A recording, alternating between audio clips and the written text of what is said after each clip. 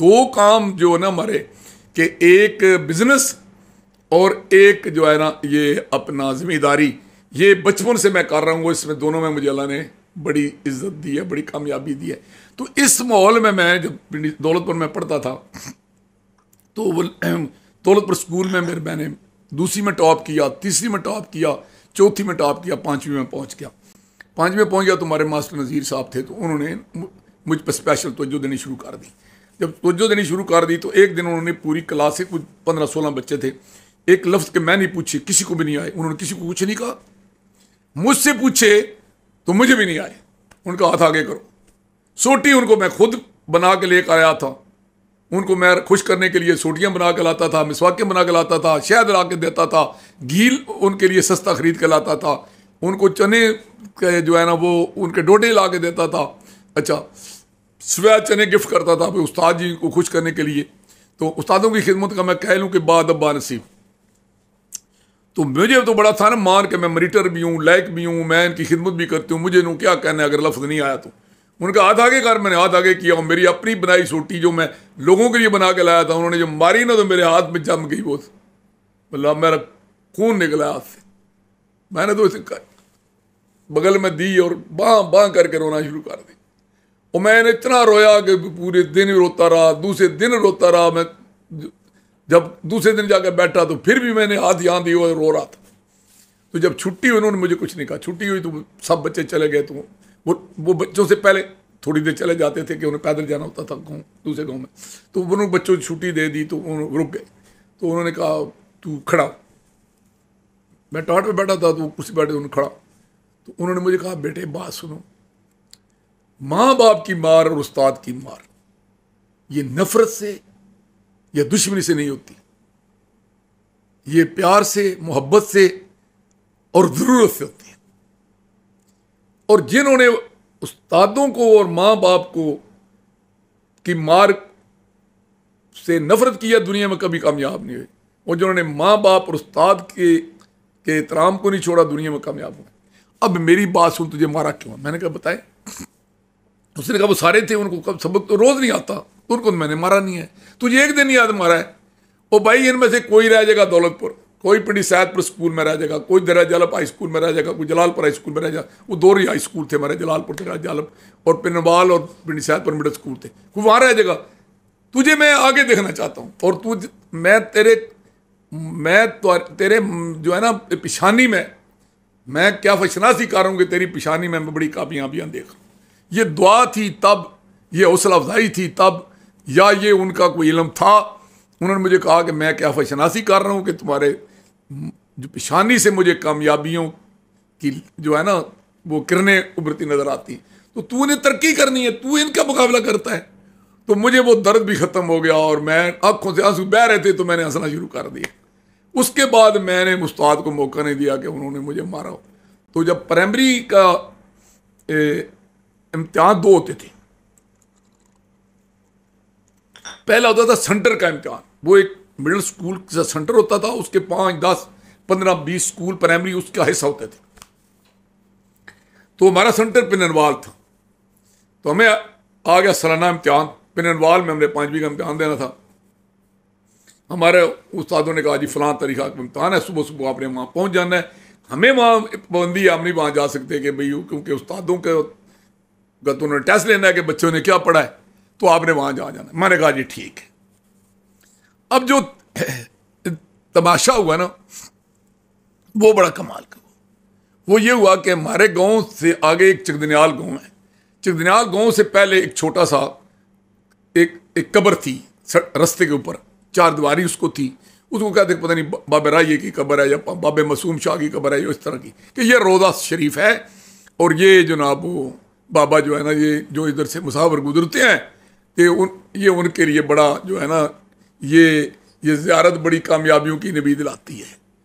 क्योंकि हमारे वहाँ यही तो हमारा मदद था। एक हमारे चक्री में हमारे पीर थे, पीर मुल्क शाह साहब, वो एक दरबार था पीर शाह मोहम्मद, उसके मुतवली थे, उनको हम दाने देते थे। एक डेहरी में दरबार था मीरा शाकर शाह, वहाँ हम जो ना वो हर जुमरात को मिठी रोटी बेचते थे। और एक सबसे बड़ा इस्तेसाली जो ग्रोह था ना, वो जलालपुर शी वाले गद्दी वाले थे। उन्होंने रोज़ एक बुजुर्ग जो उनका मर जाता था उसको उर्स कर देते थे, हम उस उर्स पर नई रजाइयाँ उनको दे आते थे, वो भी वापस नहीं मिलती थी, दाने दे आते थे वो भी वापस नहीं मिलते थे। और जनाब हम गद्दियाँ पर लाद लाद के बच्चे खुद हम जाते थे तो हमें वो जनाब ऊपर से रोटी फेंकते थे, और दाल कभी मिलती थी कभी नहीं मिलती थी। हम भूख में मारे होते थे, कहते थे बड़ी लज्जत है जी, इसमें बड़ी बरकत है। रोटी हमारी होती थी, वो हमें फेंकते थे जैसे जानवरों को फेंकते हैं, कुत्तों को फेंकते हैं, वो हम पकड़ के खा रहे होते थे। तो वो बस हम बड़ा स्वाब समझ रहे होते थे। इस माहौल में हमने आंख खोली तो उधर से वाकया कि जब मैं स्कूल में पढ़ता था ना, तो इसी दौरान मैं प्राइमरी स्कूल के अंदर ही पढ़ता था, तो वो मेरे जो ताया जी थे ना, वो बीमार होकर गांव में आ गए। जब गांव में आ गए तो पता चला कि ये तो शदीद बीमार है, तो ये नहीं बचेंगे, फौत हो जाएंगे। तो मैं फिर ताया के पास बैठता था, ताया मुझे फिर बड़ी बातें बताते थे, उनके पास बड़ा इल्म था, उन्होंने हमारे सारों के तारीख पैदाइशें लिखी हुई थी। मुझे उनकी से ही पता चला था कि मैं 6 दिसंबर 1948 को सुबह सफेदा सार तलू हुआ, जब अजान की आवाज़ आई तो मैं सोमवार के दिन पैदा हुआ था, 6 दिसंबर 48 को। तो उन्होंने मुझे फिर बताया, तो उन्होंने मुझे कहा कि यार हम चौधरी नहीं हैं। तो मेरे लिए ये शॉकिंग बात थी कि हम चौधरी नहीं हैं। मैंने कहा हम गांव के चौधरी हैं, इलाके के चौधरी हैं, इतना बड़ा कबीला हमारा फपरा, हम इतने बड़े लोग हैं, तो हम चौधरी नहीं हैं। उन्होंने कहा कि चौधरी तो टाइटल था मुगलों के दौर में जो उनके लिए पैदावार मुहैया करता था, और सरदार टाइटल था उनके लिए जो उनके लिए फौज मुहैया करता था। तो लोगों ने इसको ज़ात बना लिया है, हम जट नहीं है, हम क्या है? उन्होंने कहा हम मुगल हैं। अब मेरे लिए ये नई खबर थी कि ये मुगल हम किधर से हैं। तो उन्होंने मुझे कहा कि हम मुगल फपरा हैं, फपरा हमारे जद्द मौजूद का नाम था, वो मुगल था, ऐसे हम मुगल हैं। तो ये मेरे लिए खबर थी। तो उन्होंने कहा कि तेरे नाम के साथ ना मैंने इजाफा करना है बेग का, कि तेरा नाम जो है ना ये सिर्फ सईद नहीं, सईद बेग होगा ना। ये बेग मैंने होता है शहजादा, जो मुगलों के बच्चों के नाम के साथ होता है, ये मुझे ताए ने बताया। लेकिन मैं डबल माइंडेड था, तो मैंने जाकर ना क्या किया कि इस पे सोच में पड़ गया। तो एक दिन मैंने गना लिया वो गांव से बाबे अब्दीन से, तो वापस मैं आऊँगा पर वो प्राइमरी के इम्तिहान पर, मैं ये उससे पहले का वाक़या इसलिए इसको दोहरा रहा हूँ। तो मैंने गना लिया, तो गना मैं चूपता जा रहा था ना ऐसे काट काट के। तो एक हमारे गांव का वही बाबा दुम्मन जो हमारे दादाजी का दोस्त था, उसका पोता था उमर हयात, हमारा उम्र था। तो वो हमारे गांव में ने बाकी गांव तो नीचे है ना, मैंने कहा ना ऊपर ढक्की पर हमारा, चोटी पर हमारा घर है। तो जहाँ वो जो है ना ढक्की पे चढ़ रहे थे ना, तो वो हमारा एक हकीम था नाई, तो उसका ना वहाँ उसने दुकान में जरा का वो काम करता था। तो उसकी दुकान से मैं जब नीचे से ऊपर से नीचे जा रहा था, पीछे से आया तो उसने मेरा गना छीन लिया। उस गने के साथ ही मैंने उसकी फेंटी लगा दी। जब गने की फेंटी लगा दी ना, तो हमारे गांव का एक मशहूर आदमी था सोंदा खान कानीगो उनकी ज़ात थी, तो वो नंबरदार था। और वो मेरा भी चाचा लगता था, इस लिहाज से कि उसका बेटा नज़र मेरा क्लास फेलो था, तो नज़र की मेरी दोस्ती बड़ी थी, तो वो मुझे भी अपना बेटा ही समझता था। तो उसने कहा छोड़ दे ओए फपरिया, छोड़ दे ओए फपरिया, लोको बकरिया ओए अकलियो बकरिया।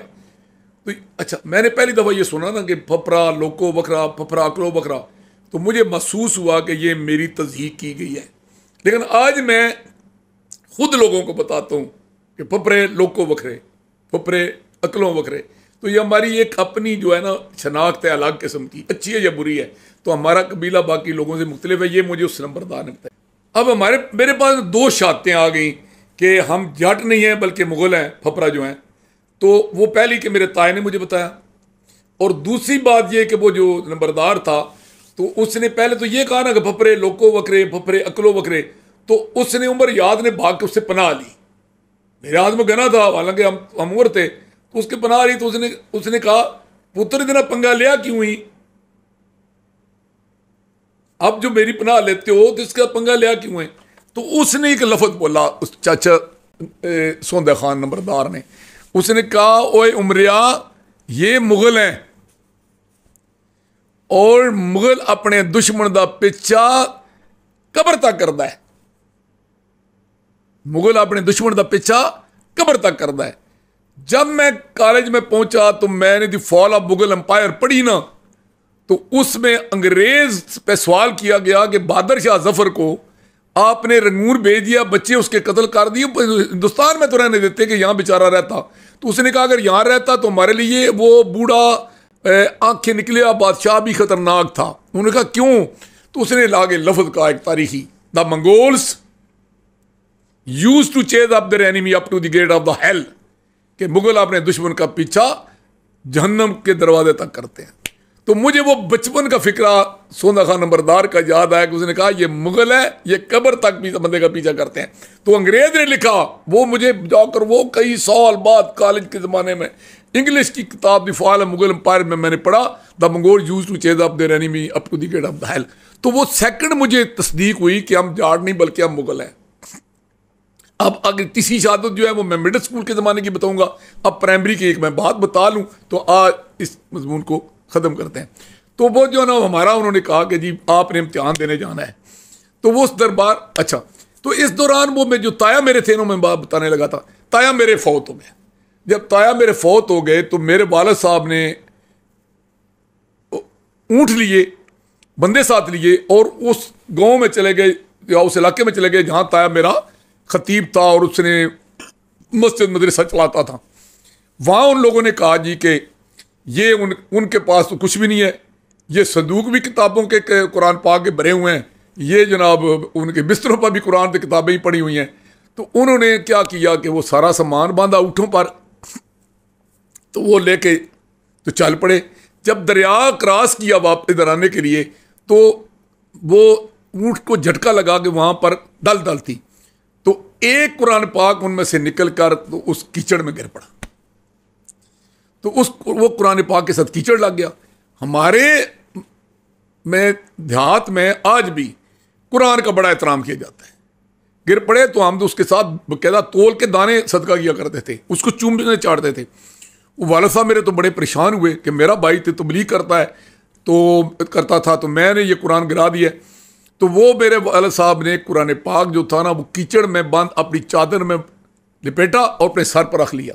अब वो घर ले आए, वो मेरी नानी ने उसको धूप में रख के ना उसको खुश किया, लेकिन वो कीचड़ जो था ना ये उसका दरिया के पानी का वो ऐसा ऐसा उसमें से निकलना शुरू हो गया। वो खुश्क हो गया तो निकलना शुरू हो गया, लेकिन वो किसी बंदे ने हमसे वो लिया नहीं है कि इसमें कीचड़ लगा हुआ है। तो वो हुआ ये कि हमारे जो पीर थे ना चक्री वाले, उनका जो बेटा था ना बड़े वाला, वो हमारे घर आ गया। उन्होंने कहा तुसी पढ़े खानदान हो, ये सारी किताबें सारे कुरान पाक मुझे दो। अब हमें पता नहीं पीर साहब ने कहीं मुफ्त तकसीम किए, कहते कहीं उसको खूह में डाला या कहीं बेच दिए। वो सारी कुरान पाक किताबें वो लेके चले गए हमारे घर से, वो कुरान पाक बच गया। अब चूंकि मैं आपको बता चुका हूँ कि पहले मैं मौलवी साहब के बस कुरान पाक नजरा पढ़ चुका था, अब मैं स्कूल में पढ़ता था, मेरी उर्दू बहुत अच्छी थी। तो मैं जो ना अब क्या करता था कि हमारे गाँव में एक कोऑपरेटिव सोसाइटी थी, तो डाक में रोजनामा कुस्तान अखबार आता था। ये साफत का चस्का आपको बताने लगो। उसमें एक बच्चों का कुस्तान मंगल के रोज आता था। वो डखाना हमारे मास्टर फकीर साहब के साथ था जो हमारे घर के साथ रहते थे, उनका बेटा बशीर जो था मैं 1 साल मुझसे जूनियर था। हम मंगल के रोज उस अखबार में से वो बच्चों का अखबार निकाल लेते थे, उसको पढ़ते थे। फिर उस पते में लिखो था कि यहाँ पर अपने तारीखें लिख के भेजो और कलमी दोस्ती के लिए एड्रेस भेजो। तो हम इस चक्कर में पढ़ गए। अब मेरी उर्दू बहुत अच्छी थी, तो मैं क्या करता था, जब मस्जिद से सुबह आता था ना, तो मेरी नानी कहती थी छत पे चढ़ जाओ, सर्दियाँ होती थी तो धूप में बैठ के पढ़ो, अगर गर्मियाँ हैं तो ये है कि सूर्य निकलने से पहले पहले छत पर फजा बड़ी अच्छी है तो ये कुरान पाक तुम पढ़ो। तो मैं शौक से, कि ये मेरा ताया तो मेरा फौत हो चुका था, कि मेरे ताए का ये कुरान पाक है। हालांकि तर्जमे वाला कुरान पाक बचपन में पढ़ना मुश्किल होता है, उसके साथ ही तर्जमा लिखा होता है ना, अब वो सादा जो होता है ज़्यादा साफ होता है। लेकिन मेरा फहम ठीक था ना, मैं वो ताए का कुरान पाक जो है ना वो तर्जमे के साथ पढ़ना शुरू कर दिया। तो एक दिन मैं क्या पढ़ता हूँ कि एक आयत मैंने पढ़ी, उसमें क्या लिखा हुआ है कि अल्लाह पाक फरमाते हैं, उसका मैंने तर्जमा पढ़ा कि ये जिन्हें तुम मुझ मेरे अलावा पुकारते हो, कुरान की ऐसी तर्जमा था, जिन्हें तुम मेरे अलावा पुकारते हो ये तुम्हारी पुकार कहाँ सुनते हैं। ये तो मक्खी का पर नहीं बना सकते। मक्खी का पर बनाना तो दूर की बात है, मक्खी से कोई चीज छीन ले तो उसे ये वापस नहीं ले सकते। ये मेरी बात ज़हन में बात बैठी थी। तो दूसरा वाकया हो गया कि मेरी नानी ने मुझे एक दुसा खेस तोहफे में दिया। बड़ा वो दुसा एक ब्राउन कलर का कपास होती है, बड़ी खूबसूरत। तो वो हमारे डेयरी के जो थे ना जुलाई, वो उसको बुनते थे। तो वो बड़ा खूबसूरत दुसे का खेस था, वो हम ऊपर करते थे, मतलब चादर के तौर पर। तो वो मैंने मोटे पर रखा। तो मैं चला गया ज़मीनों में लेने के लिए, वो लेली बोलते हैं उसको। वो खेतों में हमारी घास होती है, वो बड़ी प्यारी होती है। वो हमारी गाय भैंसे भेड़ें बकरियां बच्चे वाली होती हैं ना, दूध देने वाली, उसको अगर वो दें तो दूध बढ़ा देती हैं। मैं वो लेने गया, वो मैंने किसी जगह पर रख दिया। जब वो मैं लेली वेली इकट्ठी कर चुका तो वो खेस नहीं मिल रहा था। तो हमारे वहाँ ना एक दरबार था, उनको कहते थे तारना वाला पिरसाबा। तो मैंने कहा यार मैं ना यहाँ चौक डालूंगा, तो अगर मुझे मिल जाए तो। मैंने चक्कर लगाया, कोई नहीं मिला। फिर एक और पिरसाबा था, हमारा तो दावा ये हमारी ज़मीनों में पहाड़ में है कि वो कोई हमारा मुगल शहजादा था, तो वहाँ फौत हो गया, तो जंग में मारा गया। लेकिन अब लोगों ने उसको अहमद शाह बना लिया, लगे हमारे तो गाँव में शाह है ही नहीं। तो वो उसको भी पीर साहबा ही बोलते हैं, जिसको कोई नाम है मिले ना, ये पीर साहबा बना लेते हैं, पीर भी बनाते हैं, साहबी भी बना देते हैं। तो मैंने कहा वहाँ डालूंगा, वहाँ भी कुछ ना मिला, वो कोई ना मुझे मिला। फिर मैंने वो जो पीर शाह मोहम्मद हमारे जो पीर साहब किताबें ले गए थे, वो हमारे सेपी पीर थे, उनको हम हर साल दाने वगैरह देते थे। मैंने वो दरबार बड़ा था, मैंने फिर उसका माना कोई ना मिला। फिर हमारे इलाके में एक मशहूर है कि जी ये सारे इलाके के जो पीर हैं ना, इनको फैज़ हुआ है कहाँ से, मीरा शाकर शाह से, ये जो डेहरी में है। मैंने वहाँ पर चौक मानी, कोई ना मिला। फिर वो हमारे बड़ा ऊंचा दरबार है जलालपुर शीफ वालों का, जो लोगों को ज़मीनों पर बिठाते थे, आग चुमाते थे। पहले फतवा दिया कि अंग्रेज़ों की मुखालफत हराम है, फिर उन्होंने फतवा दिया अंग्रेज़ों की हमायत जो है ना सवाब है। तो इनका बड़ा दरबार इन्होंने पैसों से बनाया, बड़ा लोगों के चंदों से। मैंने कहा बड़ा दरबार पे मान लूँ चौक, कोई ना मिला मुझे कुछ। ये कोई मतलब है चौथी जमात का वाक़या है। पहले मैं वो कुरान वाला वाक़या हो चुका था, दूसरा ये हुआ। तो मैं इधर फिर रहा हूँ, शाम होने वाली, मैं डर रहा था कि आज ही मुझे केस नानी ने दी है, नानी मेरे तहफ़्फ़ुज़ करती है, नानी तो आज मुझे मारेगी। तो ये माँ तो मारेगी, नानी छुड़ाना कोई नहीं। तो मुझे एकदम ख्याल आया, मैंने कहा अल्लाह पाक, अब अगर मुझे केस मिल गया ना तो मैं मस्जिद में तेल डालूंगा। अल्लाह का करना क्या हुआ कि मैं मायूस होकर चलने लगा ना, तो मैंने बजाय बड़ी वाली पगडंडी के छोटे वाली पगडंडी पे चल पड़ा कि शॉर्टकट मारूंगा, अंधेरा होने वाला है। तो वो मेरे पाँव के साथ लगा, तो देखा तो मेरा केस था। तो मेरे जहन में गल बैठ गई कि मैंने जब अल्लाह के घर में तेल डालने की बात की है तो ये मुझे केस मिल गया है। जब तक इन मैं पीरों के और फ़कीरों को मैं मानता रहा हूँ, शीरनियाँ तो मुझे नहीं मिला। उधर वो मैंने कुरान पाक की आयत पढ़ी थी कि जनाब इनको जो तो मक्खी का पर नहीं बना सकते, बनाना तो दूर की बात है, मक्खी इनसे छीन के ले। तो ये दो बातें मेरे जहन में अटक गई।